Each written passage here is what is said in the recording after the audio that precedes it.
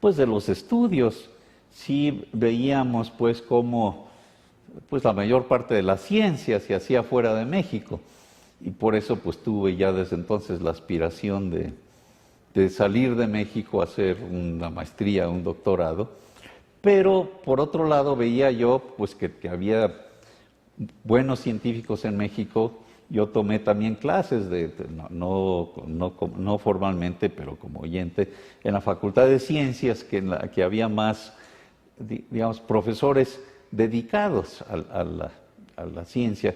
Mis profesores en ingeniería química en realidad eran todos, pues, trabajaban en la industria y daban clases un poco así como un hobby, ¿no? O sea que no eran académicos formales. Entonces todo eso pues vi que era algo que en México no teníamos comparado con otras universidades.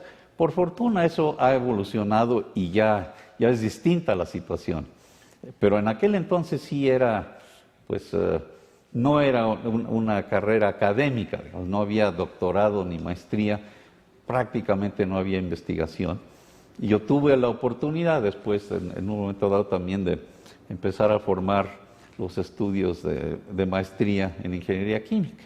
O sea que todo fue un proceso de evolución, pues, de nuestra universidad. Usted se fue a Alemania, a la Universidad de Friburgo. Exactamente. Ya titulado en México, en la UNAM. Buscó un posgrado en los Estados Unidos, lo logró con eficiencia.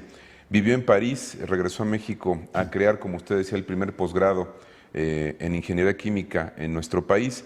En 1968 fue una época muy importante para usted. Se fue a la Universidad de California en Berkeley. Exactamente. Sí. Y un año particularmente convulso para nuestro país y a nivel internacional. Exactamente. ¿Qué recuerda de esa etapa, doctor? Sí, es muy interesante porque estuve, después de estar en Alemania, donde hice una maestría y, en fin, continué con esa aspiración de dedicarme a la investigación científica, pero decidí hacer el doctorado en Estados Unidos. Y fue buena decisión porque es más flexible. Me faltaban a mí ciertos conocimientos en física y matemáticas que, pues por esta misma situación que acabo de explicar, de que no tuve yo una carrera muy académica.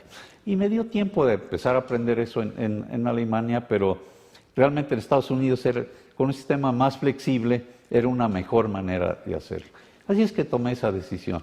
Pero, mientras tanto, pasé una temporada, pues más de medio año, en París, y precisamente en la época de toda esta efervescencia estudiantil. Así es que, pues aparte de mi interés por la ciencia misma, pues fue una época muy productiva desde el punto de vista de discusiones y participación en pues todo tipo de eventos con amigos estudiantes, ¿no? Y viendo pues muy de cerca todo lo que estaba pasando primero en París y después en Berkeley. Y claro, en México también tuvimos ese reflejo de esos movimientos estudiantiles pues que realmente tuvieron una influencia enorme pues en la juventud y en las universidades, ¿no? Tengo entendido que un profesor que recuerda con particular cariño, George Pimentel, un profesor justamente en California, lo marcó mucho Sí. en el esquema de su ámbito de investigación. Exactamente. Por eso fue buena decisión pues hacer este doctorado en Berkeley.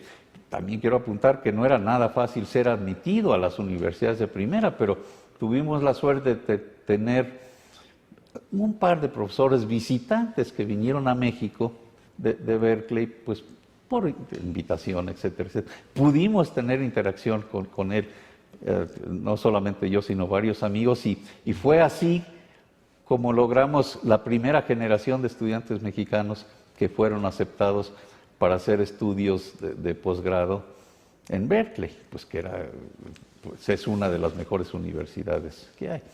Y ya estando ahí puede uno escoger con qué profesor hacer el doctorado.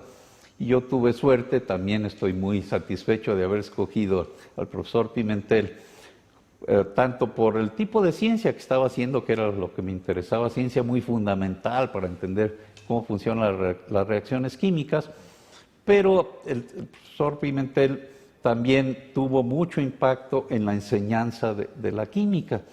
Escribió libros de texto muy importantes y pues con el, con el ambiente que existía en su grupo de investigación, trabajábamos en equipo, muy de cerca.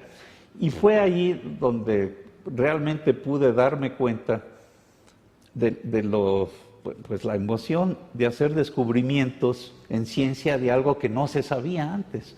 Y entonces eso, pues promovido en ese grupo, pues es la esencia misma de la investigación científica, ¿no? El descubrir algo y después compartirlo, colaborar con otros científicos.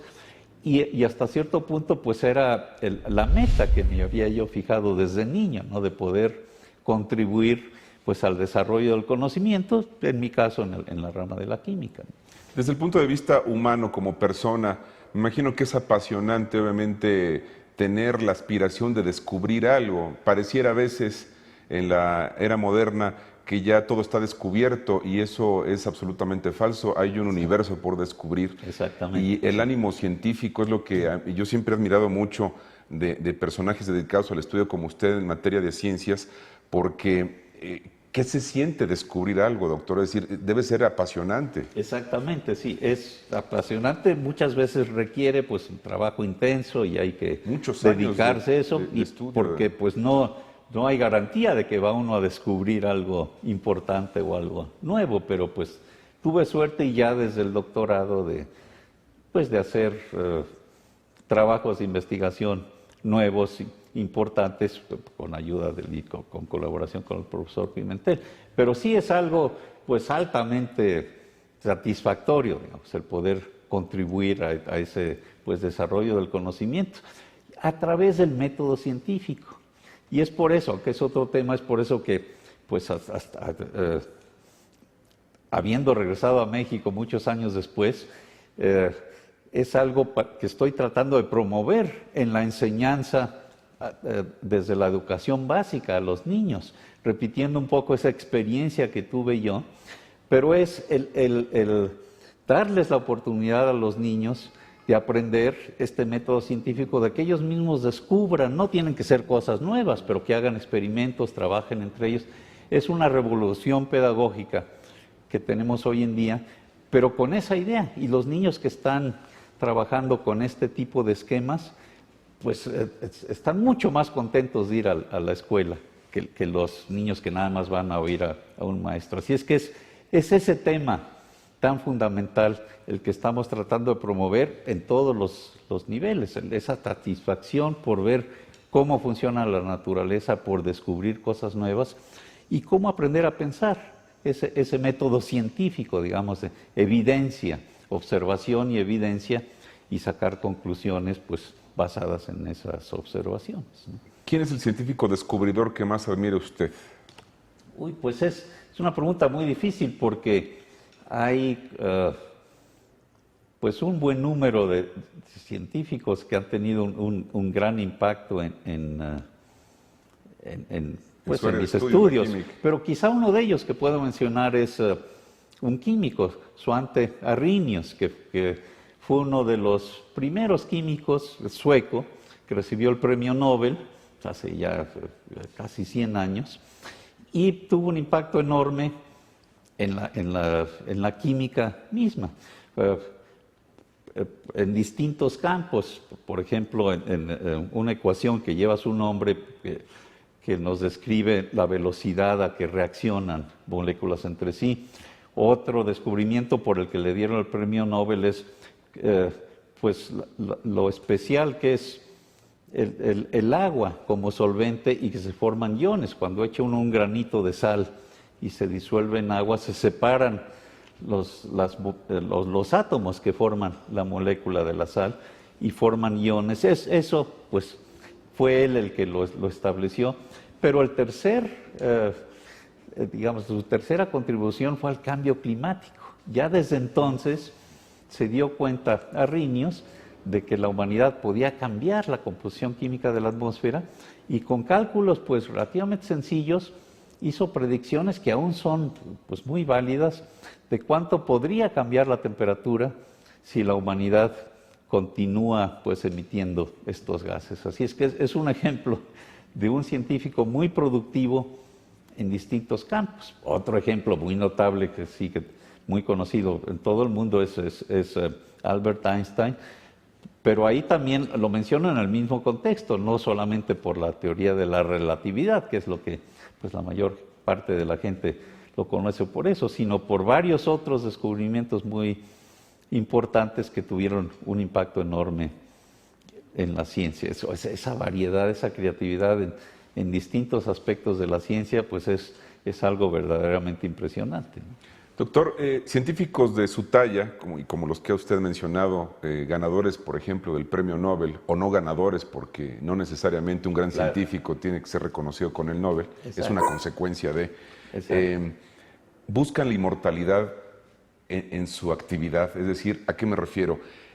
Esta sensación de poder descubrir algo a través de la ciencia, del método científico, los lleva a ustedes a reflexionar en la posibilidad de pasar a la inmortalidad por lo que hicieron, la aportación que le dieron al mundo por su descubrimiento. Pues no, eso puede ser una consecuencia, pero no es la motivación. Lo mismo podría uno decir, pues está uno motivado para ganar algún premio. Realmente ese no es el caso, aunque sí conozco colegas que lo hacen muy explícitamente, pero es raro. Más bien la motivación es lo que estábamos platicando antes, esa creatividad, esa enorme satisfacción de poder descubrir algo nuevo y pues puede tener como consecuencia pues un reconocimiento muy general. Hay un aspecto adicional aquí también, sí, doctor, que es interesante porque, digamos, si veo así a grandes rasgos mi interés por la ciencia, pues de niño era más aprender cómo funciona la naturaleza. Pero estaba yo solo, digamos, eran experimentos que hacía yo mismo porque mis amigos, pues,